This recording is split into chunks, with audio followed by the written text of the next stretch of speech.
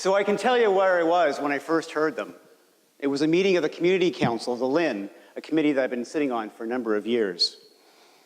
We were listening to a report about chronic use of the healthcare system. Turns out, this big report came down to two numbers that tell the story about our healthcare system. Two numbers that got me fired up and want to fight that system. And two numbers, not to overstate it, that changed my life. In one ear, I was hearing this information coming from the report, trying to comprehend really what it was all about. In the other ear was that voice that says to me, what are you going to do about this madness? Here's the madness. 5% of the users of our healthcare system consume 66% of our healthcare dollars.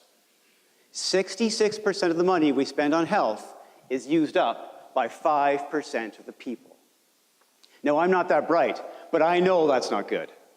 Put dollars on this, and it becomes insane. We spend too much money on too few people with too few results. Now, these numbers anger me for a couple reasons. First and foremost, we are doing nothing for those people in the 5% by this money we spend. Their lives are chronic fix and break cycles that the health system just cannot address. Secondly, that we spend so much of our tax money like this is criminal.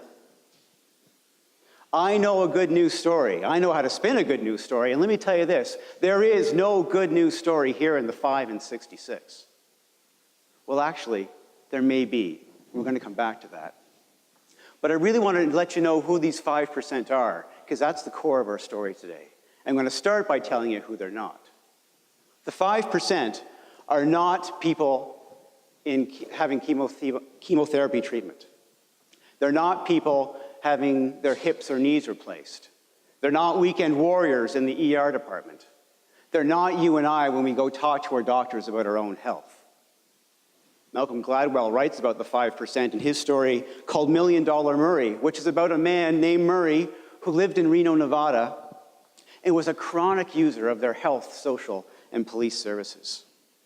One day after yet another arrest, a police officer started tallying up what the system had spent on Murray over the past 10 years to keep him in this break-fix cycle. Turns out they spent $1 million to do nothing for Murray. Nothing! $1 million. Again, I'm not that bright, but that's bad. That's bad for Murray, bad for the system, and bad for my taxes. Now, fortunately, there are people a lot smarter than me who are already thinking about this and are mad as hell and aren't going to take it anymore. Guelph Wellington is rethinking how we deliver human services in our community. We're understanding that we need to rethink where that money goes and how we use it. Lots of great local examples. The Catalyst Group started conversations over a year ago. That's the foundation for the success we're seeing today. Guelph Wellbeing reached out to all of us to say, what does well-being mean to you, and how are you going to get involved? Health Links, which is attached to the local family health team, are nurses and doctors that are putting specific and concrete programs together for those living in the 5%. Near and dear to my heart is the Guelph Enterprise for Innovation in Human Services, a complete rethink of how our agencies in our community share information. The enterprise focuses on prevention, not break and fix. In fact, the enterprise is a big data opportunity. The enterprise is going to measure those specific pain points of where people need help so we can better understand what services they need when they need them outside of the healthcare system. We need to stop thinking about healthcare in isolation. Healthcare belongs with social services, with education, with policing. Because when we do that, we do something pretty important, which is save money. Oh yeah, we can save some lives as well.